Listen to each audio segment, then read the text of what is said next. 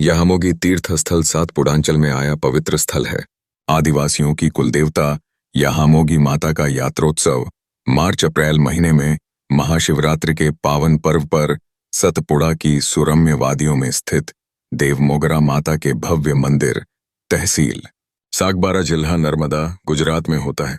यह लेख स्थानिक लोगों, मंदिर संचालक और याहमोगी के भक्तों से मिलकर माहिती एकत्र करके संशोधन के आधार पर तैयार किया गया लेख है।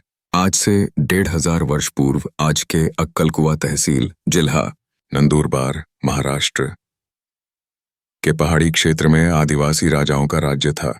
उसे दाब कहा जाता था। आज भी वह परिसर हेलोदाब नाम से पहचाना जाता है और इस परिसर में दाब नाम का एक गांव भी है। वे राजा दाबले दाब के राजा नाम से परिचित थे।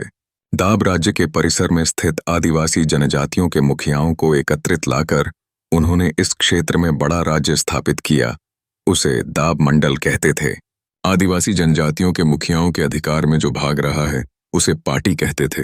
दाबा के उत्तर दिशा में नोयरा पाटी, पूर्व में निम्बाड़ी पाटी, पश्चिम में आंबुड़ा पाटी एवं दुबला पाटी, दक्षिण में देह पाटी एवं मावचार पाटी आदि विभागों से मिलकर दाब मंडल राज्य बना था। इस दाब मंडल में नाहल, निम्बाड़ी, आंबुड़ा वसावा, दुबला, देहवाव्या, मावची जैसी आदिवासी जनजातियों के लोग बसे थे। इन विभागों में प्रत्येक जाति का एक मुखिया था। दाब मंडल के पश्चिम भाग के आंबुड़ा पाटी का प्रमुख राजा तारहामल था। उसके राज्य का संचालन घाणीखुंट गांव से चलता था। इसे घाणीखुंट का राज्य भी कहते थे। राजा तारहामल तथा रानी उमरावाणु को एकमात्र पुत्र था। उसका नाम था राजा पांठा। वह अतिशय बलवान तथा अस्त्र शस्त्र विद्याओं में प्रवीण था। उसकी मौन तंत्र मंत्र विद्या की जानकार मानी जाती है। उसने राजा पांठा को आत्मरक्षण हेतु यह विद्या सिखाई। आगे राजा पांठा दयालु, स्नेही एवं प्रजा हितैषी के रूप में सुविख्यात हुआ। वह अपने राज्य के दीनहीन गरीब लोगों की हमेशा मदद करता था। मुसीबत में फंसे लोगों की सहायता के लिए तत्पर रहता था। राजा पांठा को 9 रानियां थीं। पटरानी देवरूपण जो कि राजा कोठारिया की पुत्री थी। याहमोगी उसकी दूसरी पटरानी थी और दाब का राजा बाहागोरिया व रानी देवगोंदर की मानस पुत्री थी। बाहागोरिया व देवगोंदर को एक पुत्र था जो विना देव, विना ठाकुर या गांडा ठाकुर के नाम से पहचाना जाता था। राजा पांठा तथा विना ठाकुर दोनों आत्मीय मित्र थे। एक दूसरे के बहनोई होने के कारण और जानी दोस्त होने के कारण वे बेनी हेजहा अथवा जांघजोड़ बेनी हेजहा के रूप में परिचित थे। दोनों अत्यंत सामर्थ्यवान एवं बुद्धिमान होने के कारण दाब के राजा ने उन पर संपूर्ण दाब मंडल के देखरेख की जिम्मेदारी सौंपी थी। राजा पांठा व गांडा ठाकुर कभी दाब के राजा हुए नहीं, परंतु आजीवन राजा द्वारा सौंपी गई जिम्मेदारी पूरी निष्ठा, ईमानदारी एवं तत्परता से निभाई। ऐसा उल्लेख याहमोगी की कथा में मिलता है। परिसर में याहमोगी को लेकर बहुत सारी कथाएं प्रचलित हैं। उसमें से एक कथा में यह उल्लेख मिलता है कि याहमोगी दाब मंडल के मावचार पाटी के एक धनी आदिवासी किसान की 7 बेटियों में चौथे क्रमांक की थी और बहुत सुंदर थी। उसके अप्रतिम सौंदर्य के कारण लोग बड़ी बहनों की बजाय याहमोगी से विवाह की बात करते। याहमोगी के कारण उनका विवाह नहीं हो रहा, यह मानकर बड़ी बहनें उससे झगड़ा करती और कोसती है। उसके घर में रहते बड़ी बहनों का विवाह नहीं होगा, यह विचार करके उसने एक दिन अचानक माता पिता का घर त्याग कर घने और बीहड़ जंगलों से होते हुए उत्तर की ओर निकल पड़ी। उस समय वहां के क्षेत्र में भयंकर अकाल पड़ा था। बरसात न होने के कारण फसलें नहीं आईं। लोगों को अनाज मिलना मुश्किल हो गया था। जंगल के कंदमूल खाकर गुजर बसर करने की नौबत आ गई थी। लोग समूह बनाकर कंदमूल की खोज में जंगलों में भटकते थे। याहमोगी ऐसे एक समूह के साथ दर दर भटकते हुए विविध मुसीबतों का सामना करते हुए सतपुड़ा के पहाड़ों में आ पहुंची। यह अकाल 12 वर्षों का था। इस कारण से जंगल के कंदमूल भी नष्ट हो गए थे। समूह के कई लोग भूखमरी एवं बीमारियों के कारण काल कवलित हो गए। याहमोगी दाब के जंगलों में एक पेड़ के नीचे भूखी एवं मरणासन्न स्थिति में पड़ी थी। तब शिकार के लिए आए दाब के राजा को वहां पाई गई। उसे घर ले आए। राजा बाहागोरिया व रानी देवगोंदर ने उसका अपनी कोख की बेटी के समान लालन पालन किया। उसे यहाँ से वापस नहीं भेजें, इसलिए उसने अपने अतीत की हकीकत राजा को नहीं बताई। अतः जंगल में पाई गई अनाथ लड़की का लालन पालन किया, इसलिए याहमोगी का नाम पोहली पांढर पालिता पड़ा। वह पोहली पांढर या याहा पांढर नाम से सुविख्यात हुई। यहाँ मोगी बालिग होने पर राजा पांठा ने उससे विवाह का प्रस्ताव रखा, परंतु राजा पांठा को पहले से ही 8 रानियां होने पर भी वह केवल के सौंदर्य पर मोहित होकर विवाह करना चाहता है। यह जानकर याहामोगी ने बतौर घर जमाई के दाब के राजा के यहाँ रहने की शर्त राजा पांठा के समक्ष रखी। राजा पांठा ने यह शर्त स्वीकार कर ली और 7 वर्ष तक घर जमाई बनकर रहा। 7 वर्ष की सेवा विवाह की अवधि समाप्त हो जाने पर राजा पांठा ने अपने पिता के राज्य में जाना निश्चित किया, परंतु घर में 8 रानियां होते हुए दाब के राजा के यहाँ घर जमाई के रूप में रहने और अपने ही घर में कलह का कारण बनने के कारण राजा तारहामल ने संतप्त होकर राजा पांठा और याहामोगी को घर में प्रवेश देने से मना कर दिया।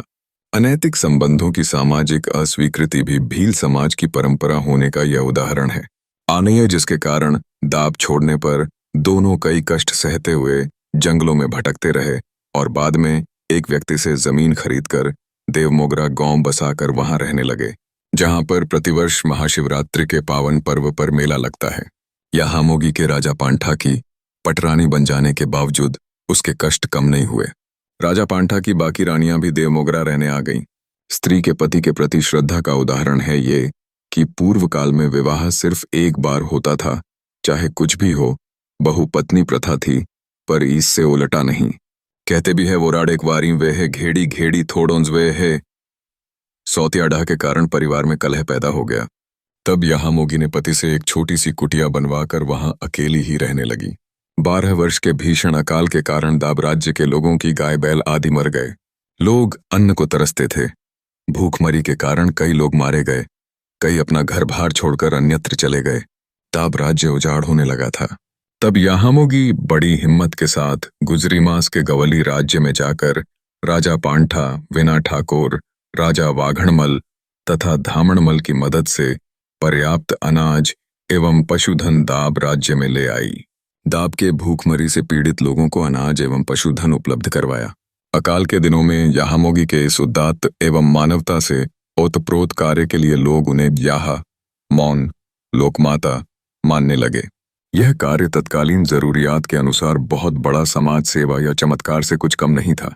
याहामोगी के देहावसान के बाद उनके सम्मान में राजा पांठा और विना ठाकुर उनकी सोने की मूर्ति बनवाकर मंदिर जैसी कुटीर में मिट्टी की कोठी कुठला में स्थापना की।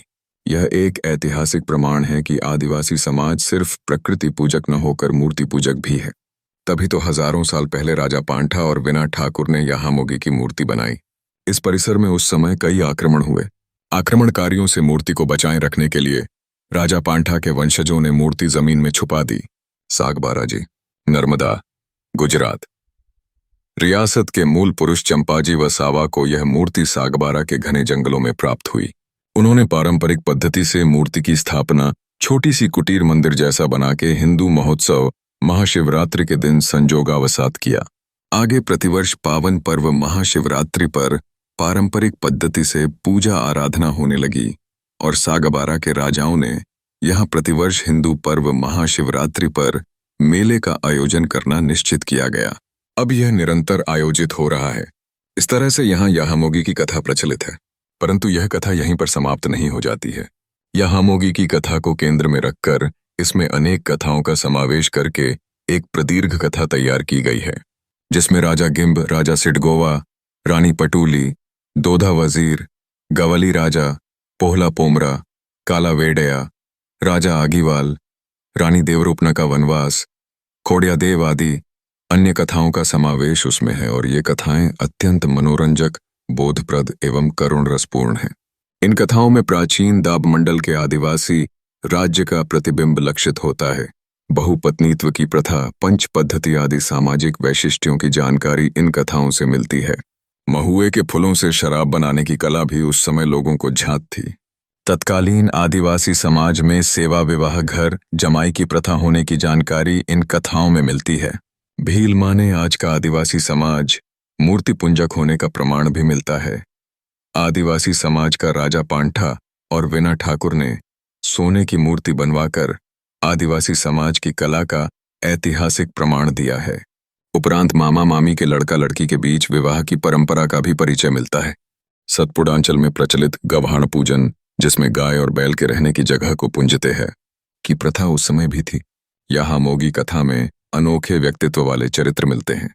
दाब के जंगल में पशु पक्षियों की भाषा जानने वाला राजा सिडगोवा, सदा खाने की ही बात करने वाला और एक साथ मटका भरकर दही पीने वाला दोधा वजीर, स्त्री की वेशभूषा धारण करके गुनाहगारों को सजा देने वाला विना ठाकुर, 12 वर्ष के भीषण अकाल में अपने भंडार का सारा अनाज गरीबों में बांटने वाला बाहगोरिया तथा अपनी धर्मपत्नी की खोज के लिए लेखारी और जोखारी के सामने अन्न सत्याग्रह करने वाला राजा गिम्ब आदि चरित्रों की जानकारी मिलती है। एक और प्रथा की जानकारी मिलती है, वह यह कि दाब मंडल के राज्य के पंचों द्वारा राजा का चुनाव। दाब मंडल के सभी पार्टियों के विभागों के मुखिया हिंदू त्योहार दशहरे के दिन कोसदाब मुख्य दाब में एक सभा का आयोजन करते। उसे मलहोबा सभा, राजाओं की सभा कहा जाता था। सभा में दाब मंडल के प्रमुख पंच प्रजा के हित के प्रस्ताव पारित करते और सभी की सहमति से निश्चित अवधि के लिए राजा का चयन करते। अन्यायी राजा को तुरंत पद से हटा दिया जाता था। दाब मंडल के राज्य में राजा कोलपासु, बाहागोरिया, मोरोपदेव, राजा तारहामल, बाणोरवास देव आदि प्रसिद्ध राजा हो गए हैं। जो राजा के रूप में कार्य करता है उसे बाद में दाब मंडल की दूसरी बड़ी जिम्मेदारी सौंपी जाती थी। कथाओं से पता चलता है कि राजा सिडगोवा पर यातायात के मार्ग पर चुंगी वसूली का प्रमुख तथा बाहागोरिया को दाब मंडल का कोठार प्रमुख भंडारी नियुक्त किया गया था। राजा पांठा और विना ठाकुर अत्यंत सामर्थ्यवान एवं बुद्धिमान होने के कारण उन पर संपूर्ण दाब मंडल के देखरेख की और सुरक्षा की बड़ी जिम्मेदारी सौंपी गई थी। याहामोगी माता अन्न की देवी है, इसलिए उसे कोणी अन्न याहा माता भी कहते हैं। खेत में जो भी फसल हो उसे याहामोगी माता को चढ़ाने के बाद ही खाते हैं। उस परंपरा को नोवेन वेरुलो कहते।